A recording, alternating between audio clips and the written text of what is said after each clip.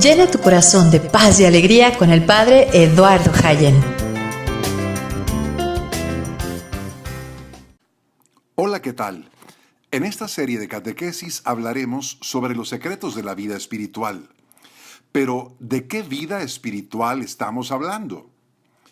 Hoy que está tan de moda hablar de técnicas de meditación venidas del Oriente, hoy que muchos se sienten atraídos hacia corrientes de la nueva era o prácticas esotéricas, hoy que tantos mezclan lo cristiano con un poco de budismo o hinduismo, tenemos que ser muy claros y decir que las fuentes de la vida espiritual de la que vamos a hablar son la Sagrada Escritura y la tradición de la Iglesia Católica. Estas como las fuentes principales de nuestra vida espiritual cristiana, sin mezcla de ninguna otra corriente religiosa y mucho menos esotérica. Pero además también nos vamos a apoyar en esas verdades que puede conocer la razón con la ayuda de la fe y por la experiencia. Vamos primero con la Sagrada Escritura. Tanto el Antiguo como el Nuevo Testamento de la Biblia recogen muchas enseñanzas, preceptos, consejos, oraciones y ejemplos para conocer la vida interior y hacerla desarrollar. La Biblia nos enseña quién es Dios, cuál es su naturaleza, sus atributos, su sabiduría infinita, su bondad, su justicia, su misericordia, su acción con la que gobierna a todas las criaturas. La Escritura nos muestra la vida íntima de Dios, la sabiduría de Dios, que es el Verbo eterno, quien es el Espíritu Santo como amor del Padre y del Hijo. Nos enseña las obras que hace a favor del hombre para participarle su vida divina, para repararle sus caídas por el pecado. Nos muestra la Biblia cómo nos santifica por medio de los sacramentos y nos prepara un gozo eterno en el cielo por medio de la contemplación de Dios cara a cara. Pero también la Sagrada Escritura tiene enseñanzas morales, como por ejemplo los 10 mandamientos que nos enseñan a amar a Dios y al prójimo. La Biblia contiene la predicación sublime de los profetas que proclamaron la bondad, la justicia y el amor de Dios por su pueblo, apartándolo del pecado y de la idolatría. También nos inculca el respeto y el amor a Dios y la bondad para todos, especialmente con los más débiles y oprimidos. Nos brinda consejos en sus libros sapienciales para crecer en las virtudes cristianas, pero sobre todo la Escritura nos lleva a la maravillosa doctrina de Jesucristo condensada en el Sermón de la Montaña. Nos introduce en la teología de San Pablo, tan rica en verdades y en aplicaciones prácticas. En la Biblia encontraremos oraciones para alimentar nuestra piedad y la vida interior. Me refiero a los salmos, que son oraciones bellísimas y sublimes para alabar a Dios y santificarnos. Encontramos oraciones en los libros sapienciales y sobre todo el Padre Nuestro, en el Nuevo Testamento, que es la oración más bella y la síntesis de todo el Evangelio. ¿Y qué decir de la oración sacerdotal de Jesucristo en la Última Cena? Es absolutamente maravillosa. La Biblia nos da muchos ejemplos que nos mueven a practicar las virtudes para ser mejores. Contemplaremos las virtudes de los patriarcas, los profetas y otros personajes que, aunque tuvieron sus defectos, sus virtudes fueron celebradas por San Pablo y por los santos padres de la Iglesia. Preciosos ejemplos encontramos en la piedad de Abel, en la solidez de Noé, que fue fiel a Dios en medio de una generación pervertida. Nos asombra la fe de Abraham, la castidad y la prudencia de José, el valor, la piedad, la sabiduría del rey David, la austera vida de los profetas, la valentía de los macabeos y tantos otros ejemplos. Y en el Nuevo Testamento aparecerá Jesucristo como nuestro ideal de santidad por ser Dios hecho hombre. Luego la Virgen María, la perfecta discípula de su Hijo Jesús. San José como modelo de santidad. Los apóstoles que en un principio mostraron sus defectos, pero que después se entregaron en cuerpo y alma a la predicación del Evangelio. Muchos de estos santos tuvieron sus debilidades, claro, pero supieron reparar sus caídas.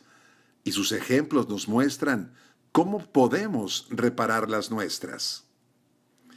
Bueno, la Biblia es la primera fuente de la vida espiritual, pero la segunda fuente es la sagrada tradición de la Iglesia Católica. La tradición completa a la Biblia porque nos transmite verdades que no se contienen en la Escritura. La tradición de la Iglesia se manifiesta a través del magisterio. El magisterio de la Iglesia está formado por las definiciones de los concilios y la enseñanza de los papas. Ellos han intervenido en diversos momentos de la historia para aclarar y para fijar las verdades que son la base de la espiritualidad cristiana. El magisterio ha tenido a veces que señalar errores de falsos místicos que desfiguraron la verdadera santidad. La Iglesia, al señalar sus errores, nos indica los peligros que debemos evitar y el camino que hemos de seguir. Pero también encontramos en la Iglesia una doctrina común que se ha ido formando sobre las cuestiones de espiritualidad, como son los comentarios de los santos padres de la Iglesia, los teólogos y autores espirituales que han hecho a las enseñanzas de la Biblia. Todo ello nos maravilla, porque en todos ellos hay una unanimidad de enseñanzas cuando hablan de la santidad y de los medios para llegar a ella. La tercera fuente de nuestra espiritualidad cristiana será la vida de los santos. Ellos, los que ya están canonizados, enseñaron y practicaron las enseñanzas espirituales. Sabemos que la Congregación para la Causa de los Santos es muy minuciosa en el examen de la vida de los santos y en la revisión de sus escritos. Del estudio de sus vidas se han sacado principios espirituales sobre lo que es la santidad y los medios para crecer en ella. Y por último, la cuarta fuente de nuestra espiritualidad cristiana es la razón que Dios nos dio como un regalo necesario para conocer la verdad.